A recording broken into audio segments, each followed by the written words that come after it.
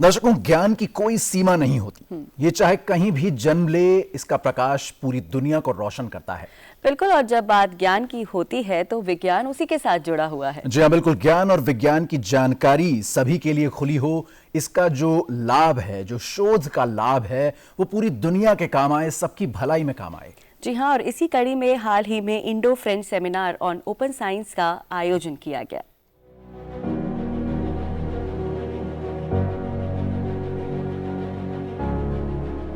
भारत और फ्रांस के वैज्ञानिक समुदायों के लिए एक महत्वपूर्ण पहल के तहत CSIR राष्ट्रीय विज्ञान संचार एवं नीति अनुसंधान संस्थान निस्पर और फ्रांस के CNRS DGOR ने हाल ही में open horizons integrating open access open data and communication innovation विषय पर 2 दिवसीय भारत फ्रांस संगोष्ठी का आयोजन किया।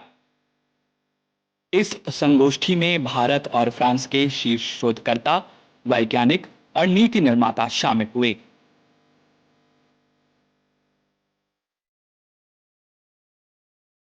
इस आयोजन का मुख्य उद्देश्य ओपन साइंस को बढ़ावा देना और डिजिटल तकनीक तथा ओपन सोर्स प्लेटफॉर्म के माध्यम से वैज्ञानिक अनुसंधान को अधिक पारदर्शी और सहयोगात्मक बनाना था। इस अवसर पर मंचासीन अतिथियों ने अपने विचार व्यक्त किए।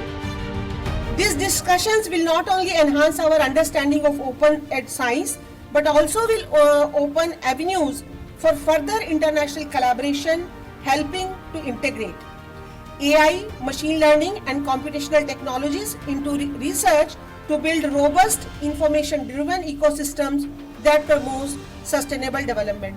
It's truly a delight moment for all of us to listen to, in an era of ChatGPT, in an era of OpenAI, in an era of altogether hypersensitive information eras. Probably it is worth to have the science informations also available to the public too. It's extremely important for each and every scientist to know what is going on at X place and Y place, so that they can work next level, not the repetition of the same. Our laboratory, IICT in Hyderabad, and French laboratories, we have a long and very successful collaboration. It's going very strong, and we would like to see further strong in that direction. And open science, as I said, is absolutely crucial for humanity. Open science in all these dimensions, I mean open publications, open data, open software, but also open innovation. But yes, we look forward to intense discussions on models of open science, open access that we follow.